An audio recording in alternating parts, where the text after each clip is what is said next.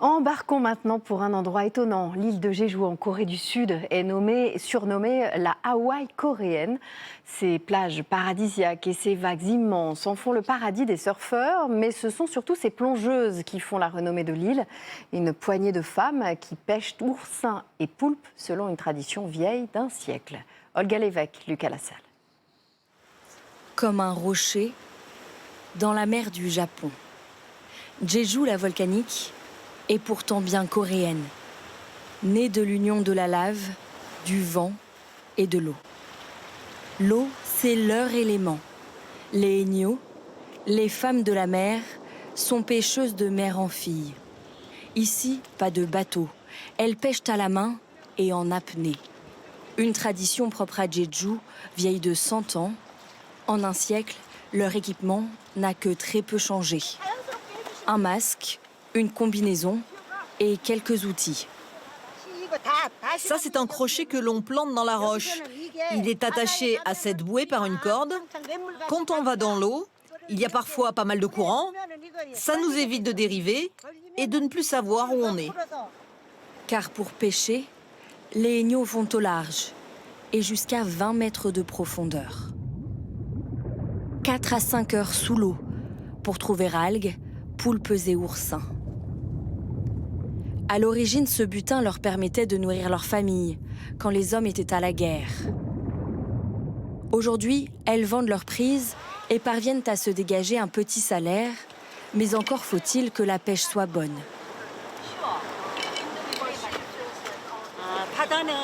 La mer est toujours imprévisible. Elle donne ce qu'elle veut, mais pour moi, c'est comme une mère nourricière. Et j'ai confiance qu'une mère nourrit toujours ses enfants. Un métier difficile, en voie de disparition. De 30 000 Haenyeo en 1950, il n'en reste plus que 2500 aujourd'hui. L'île a bien changé en un siècle. C'est aujourd'hui une destination touristique prisée des Coréens. Myung-Suk-Soo a grandi ici. On pourrait la croire habituée à la beauté de Jeju, mais elle semble la redécouvrir à chaque fois. C'est mon îlot préféré, un tout petit îlot. Des îlots comme celui-ci, il y en a partout, le long de la côte de Jeju. C'est une île volcanique et la lave a créé de nombreux petits rochers. 365 pour être exact. Pour découvrir ces paysages uniques, le mieux c'est de marcher. Ça permet de prendre le temps d'admirer la vue.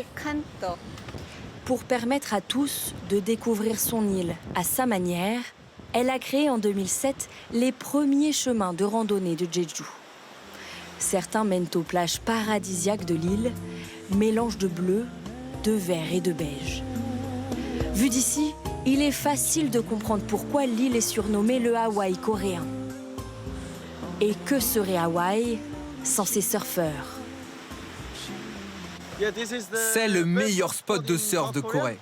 Les vagues sont bonnes, les gens sympas et puis la nourriture est incroyable. Justement, pour découvrir le patrimoine gastronomique de l'île, direction les Halles. Sur les étals, notre regard est attiré par ces fruits. Les mandarines de Jeju sont une fierté locale. Leur couleur orange vif est même devenue l'un des symboles de l'île. Au pied du volcan Hallasan, plus haut sommet de Corée du Sud, les conditions sont aussi idéales pour une autre culture. Le thé, mais pas n'importe lequel, un thé vert d'exception. Min Woo-lee travaille sur cette plantation depuis 8 ans. À Jeju, le climat est exceptionnel. C'est un des meilleurs endroits au monde pour produire le thé vert.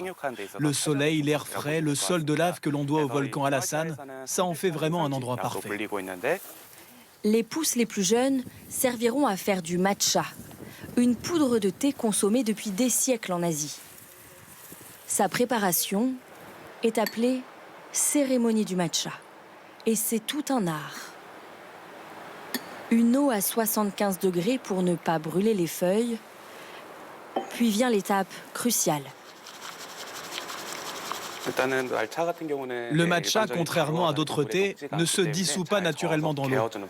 C'est donc très important de le fouetter délicatement pour que les deux se mélangent. Jusqu'à obtenir cette fine mousse, signe d'un matcha réussi. Dans le café de la plantation, il est sur toutes les tables. J'ai pris une glace au matcha, une boisson au matcha et un gâteau au matcha. Ça a bon goût et en plus, c'est sain. C'est sympa de voir la culture dans les champs. La dégustation est même meilleure après ça. Il est l'heure de retourner sur la côte pour retrouver les Aigneaux. Au coucher du soleil, elles ont troqué leur combinaison de plongée pour leurs habits traditionnels.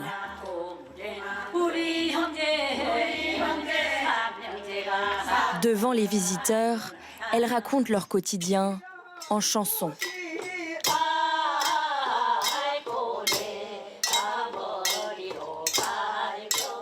Chanter pour faire perdurer un héritage en danger.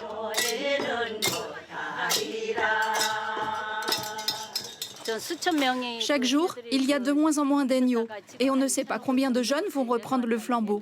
Nous avons l'impression que nous allons disparaître. C'est pour cela que nous voulons vraiment transmettre cet esprit agneau. Depuis 2016, la tradition Aigneau est inscrite au patrimoine immatériel de l'humanité, comme une invitation à préserver toute la richesse de Jeju, le petit Hawaï coréen.